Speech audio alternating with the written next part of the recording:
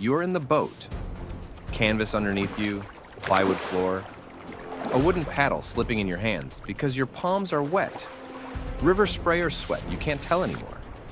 The far bank is 400 meters away, just under 440 yards. You can see the German positions from here. You could see them before you got in the boat. Everyone could. Nobody said anything. And then the MG42 opens up. Not a rattle, a tear. Like the air itself, ripping open at 1,200 rounds per minute. 20 rounds every second. Aimed at the water. At you. At the 13 men in this canvas boat that stops nothing. The man 2 seats ahead of you goes into the river. You keep paddling. Why are you still paddling? Because Major Julian Cook gave an order at 1500 hours on September 20th, 1944, and 260 men got into canvas boats on the Waal River in broad daylight and paddled toward SS machine guns. Because if they didn't, 2 bridges stayed in German hands, a road stayed closed, and 740 British paratroopers, 30 kilometers north, nearly 19 miles, ran out of time. Some of these men already knew they weren't making it to the far bank. They paddled anyway. This is the Waal crossing. 11 minutes that should not have worked. Why it did, and what it still couldn't save, is what we're covering today. To understand why you're in that boat, you need to understand what had already gone wrong. Operation Market Garden launched September 17th, 1944. The concept was Montgomery's. Drop 35,000 paratroopers across a single highway through German-occupied Holland. Seize 9 bridges in sequence. Wait for 30 Corps armor to punch north from Belgium, cross the Rhine at Arnhem, drive into Germany's industrial heartland. 9 bridges, 1 road. End the war by Christmas. Paper doesn't shoot back. The 82nd Airborne drew the middle assignment. 2 bridges at Nijmegen spanning the Waal River. Without those bridges, 30 Corps couldn't move north.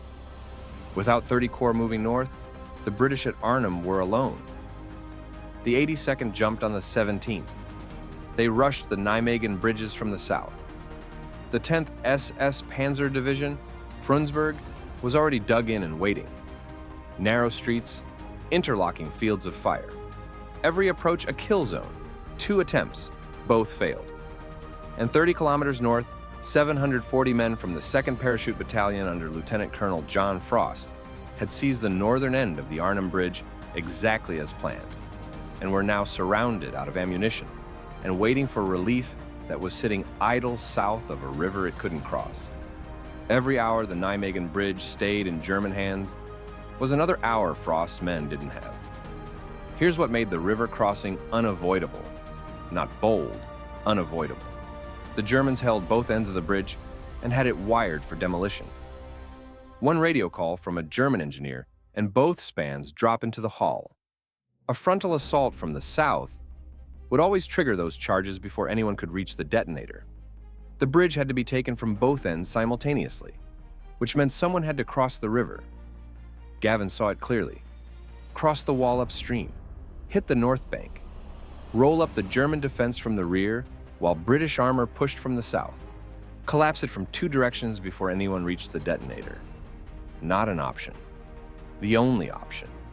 The boats were supposed to arrive at 0300 hours. They showed up at 1430 hours. 11 and a half hours late. Traffic jams on a single clogged Dutch road. Navigation errors in the dark. German artillery interdicting the route. By the time they arrived, there was no margin left. Cross now in full daylight under whatever smoke the artillery could provide, or don't cross at all.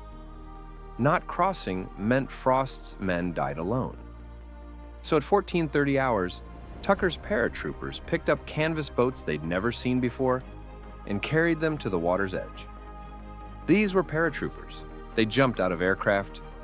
River crossings were not in the manual. Most had never been in a boat. Some couldn't swim. They had 30 minutes to figure it out. Allied artillery opened on the far bank. Smoke shells. The smoke drifted east, wrong direction. The crossing zone sat completely exposed. At 1500 hours, Cook gave the order anyway. 26 boats hit the water. For 30 seconds, almost quiet.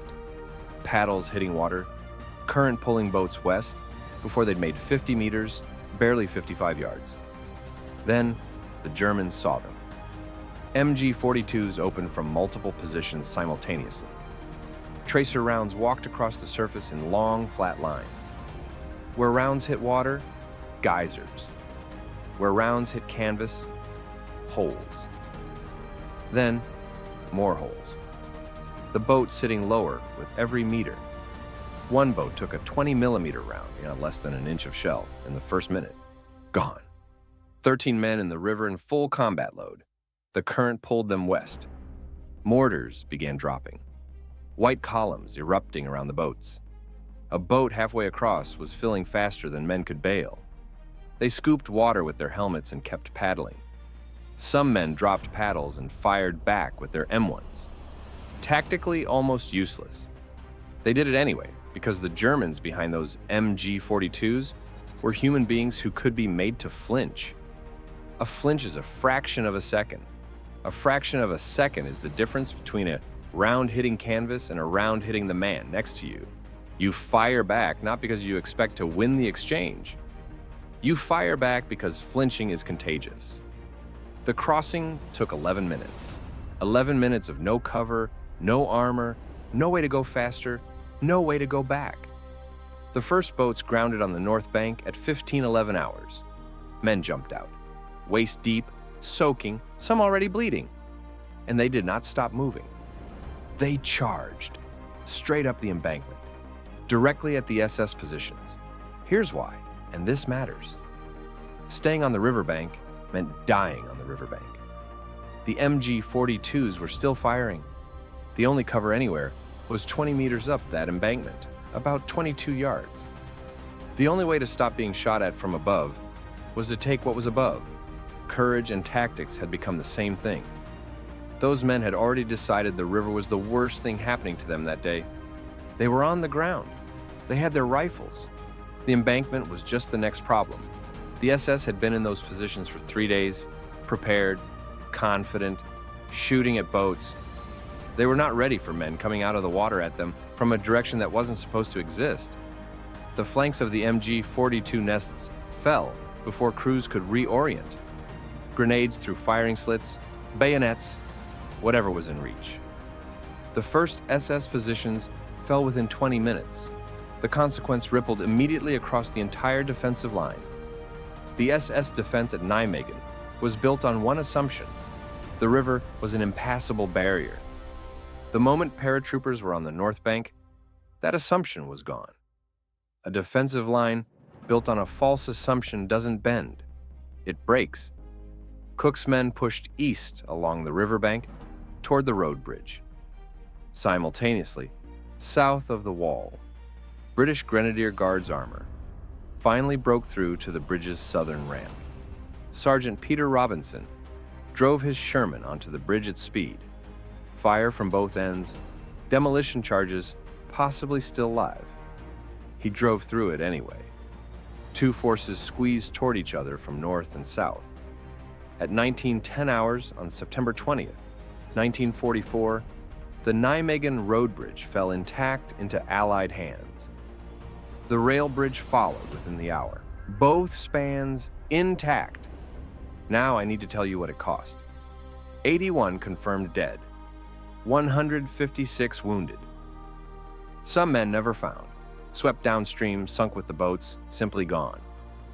26 boats launched. 11 came back. The rest are at the bottom of the Waal, with the men who paddled them. And here's the detail I can't shake, buried in a declassified after-action report. The boats were supposed to arrive at 0300. They arrived at 1430, 11 and a half hours late. The report notes it in one line.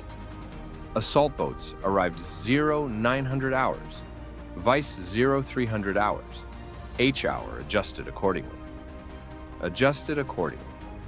81 men died because of a traffic jam. That's not a tragedy with a villain. That's just war. The chaos underneath the plan. The reason the plan always looks better on paper than on the river. The tanks rolled north within hours. 30 Corps stopped for the night.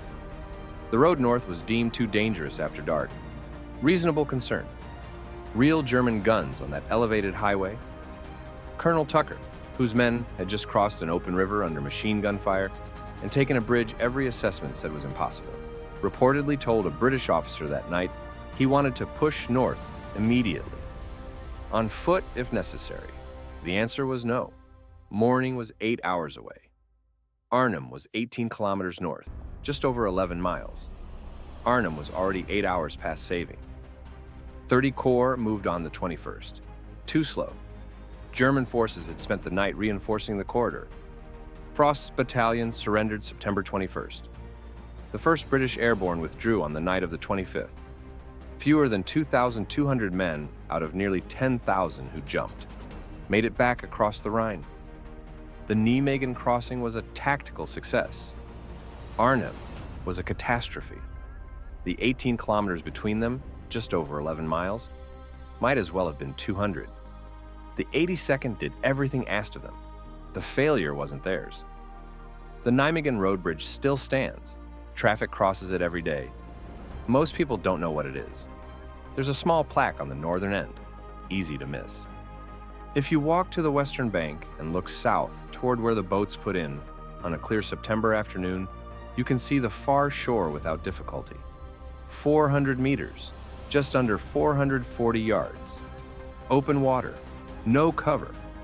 They could see the German positions before they got in the boat. Everyone could. Nobody said anything. They paddled anyway. The river is still cold in September. If your family has a connection to this battle, the 504th, the Guards Armored, the 1st British Airborne, or you're watching from Nijmegen, tell me in the comments. I read every one. If you want military history told at the level the men actually lived it, not clean maps and casualty numbers, but the fear, the confusion, the cost, subscribe. We document one of these stories every week. The other half of this story, 740 men at Arnhem, 4 days surrounded by 2 SS Panzer divisions, and why fewer than 300 made it out. That's next. They took the bridge. They held the bank. They did everything right. 60 kilometers north, the men they crossed that river to save were already out of time.